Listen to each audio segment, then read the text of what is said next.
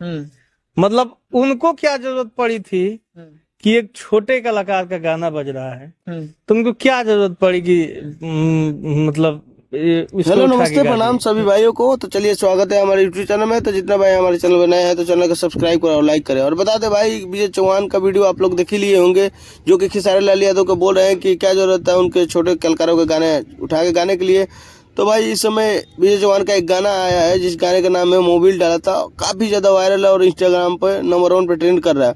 तो उसी गाने का लिरिक्स उठा के खेसारी लाल यादव ने अपने नए गाने, जो कि गाने का नाम है खाली हुए रंगा था, उसको गा दिए हैं। जो कि विजय चौहान इस पे काफ़ी नाराज हैं और अपने बातों को रख रहे हैं। तो आप लोग की क्या राय है, आप लोग कमेंट में बताएं। और आप लोग बताइए कौन सा गाना सुने हैं जो कि अच्छा लगा और किसके गाने अच्छा नहीं लगा। तो आप लोग नहीं सुने होंगे तो जाके गाना का सुन लीजिए, और आप लोग सुने होंगे तो कमेंट में बताएं कौन सा गाना अच्छा लगा। तब तक मिलते हैं नेक्स्ट अपडेट के साथ में। तब